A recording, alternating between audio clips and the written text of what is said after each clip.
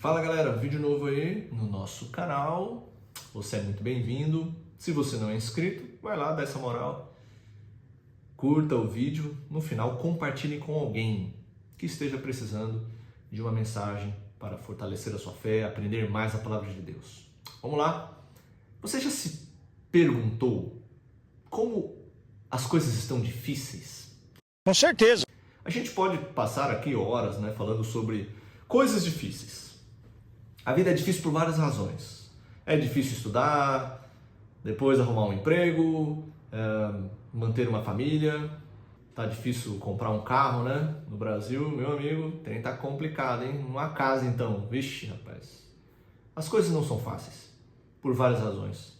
E quando a gente olha como está o mundo moral, moralmente falando, e quando a gente olha como está o mundo político, cheio de confusão e briga, mundo religioso, economia nas nações, muitos países com sérios problemas, pessoas passando tantas dificuldades, doenças, catástrofes naturais. O negócio está complicado mesmo, hein? Onde a gente vai parar, hein? O que você acha? Não sei. É? Realmente não sei. Bom, pensando nas dificuldades do mundo religioso, a gente pode observar que esta é uma época que desafia muito a pregação do Evangelho. É verdade. A verdade, como nós encontramos na Bíblia, sofre grande oposição, porque nós vivemos uma época onde se rejeita a própria noção de verdade. O pós-modernismo, que é uma corrente filosófica que vem dominando o pensamento ocidental há muitos anos, propõe que a realidade é uma construção mental e que, portanto, não há uma verdade objetiva ou universal. Como resultado, a noção de verdade passa a ser algo muito subjetivo, muito pessoal. Eu acho que verdade é tal coisa e você pode achar o que você quiser e tá tudo beleza. Uma foi a história, homem. Mas será mesmo que é assim que a Bíblia fala?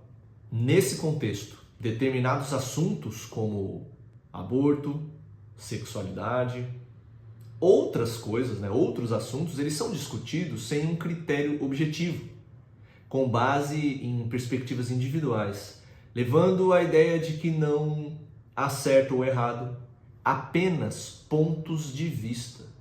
Assim, aqueles que, por exemplo, opõem-se ao aborto ou casamento entre pessoas do mesmo sexo, passam a ser rotulados como intolerantes ou preconceituosos. Para a cultura pós-moderna, portanto, nada deve ser imposto. E tudo é legítimo e aceitável. O que importa é que você seja feliz, meu amigo? Legal! Bem louco! Naturalmente, essa ideia contribui para alguns probleminhas muito sérios. Causa existencial, problemas morais, problemas sociais em todo o nosso mundo. E isso a gente pode ver em qualquer lugar. Além disso, o pós-modernismo também representa um ataque direto aos próprios fundamentos da fé cristã. Se não há verdade absoluta, então as Escrituras, o Evangelho e até mesmo Jesus Cristo, a personificação da verdade, deixam de ser reconhecidos como tal.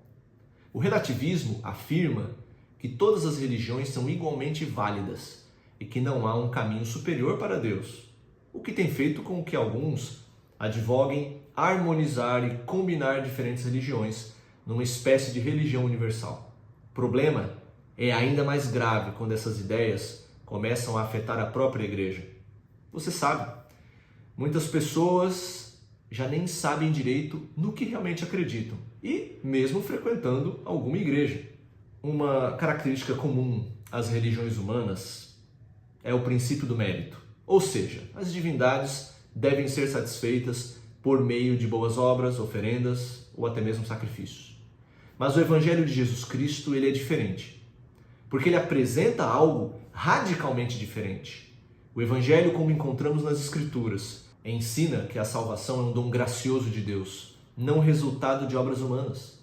O apóstolo Paulo ele afirmou claramente em Efésios capítulo 2, no versículo 8 e 9: porque pela graça vocês são salvos, mediante a fé. E isso não vem de vós, é dom de Deus, não de obras, para que ninguém se glorie. A cultura pós-moderna gosta de relativizar tudo. Tudo pode ser verdade, você que define. Mas quando nós vamos ao Calvário, nós podemos perceber que com Deus não é dessa forma. O pecado é uma coisa séria. As Escrituras falam disso e em momento nenhum diminuem a sua gravidade. A cruz de Cristo foi a resposta de Deus para o grave problema do pecado humano. A sua cruz é a máxima expressão da graça de Deus. Jesus leva sobre si os nossos pecados e sofre o castigo que nós merecíamos. Como podemos relativizar coisas assim? Como podemos dizer que isso é ou não é mais pecado simplesmente porque isso não me interessa? Nada poderia ser mais distante da verdade do que afirmar que todas as religiões concordam nas questões fundamentais e que as diferenças se limitam a detalhes menores. Na realidade, o cristianismo não pode ser nivelado com outras religiões e filosofias humanas. Suas afirmações são exclusivas e inegociáveis, por mais complexo e impopular que isso seja. Jesus é o único Filho de Deus e o único caminho para o céu. Só Ele é um com Deus, só Ele veio de Deus e só Ele pode nos reconciliar com Deus. Ele é o caminho, a verdade e a vida. E sobre isso não há negociação. A verdadeira essência do cristianismo não está nos ensinamentos morais de Cristo, por mais importantes que sejam, mas em quem Ele é e no que Ele fez por nossa salvação. A cruz, em toda a sua crueldade, foi o propósito e o clímax de sua vinda. Ela foi um instrumento pelo qual Deus reconciliou o ser humano e todo o universo consigo mesmo. Ninguém poderia ter realizado essa obra de salvação. Somente Jesus, o Filho de Deus, poderia redimir a humanidade. É por isso que está escrito em João capítulo 3, versículo 16: porque Deus amou o mundo de tal maneira que deu o seu Filho unigênito, para que todo aquele que nele crê não pereça, mas tenha a vida eterna.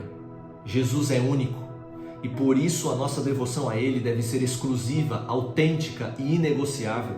Não importa as ideias que estejam nos rondando nessa cultura perversa na qual vivemos inseridos. A verdade é uma só e deve ser defendida de forma verdadeira, todos os dias, com a mesma convicção.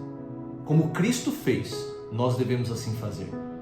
Eu vou repetir: Jesus Cristo é único e é por isso que a nossa devoção a Ele deve ser autêntica, exclusiva e inegociável.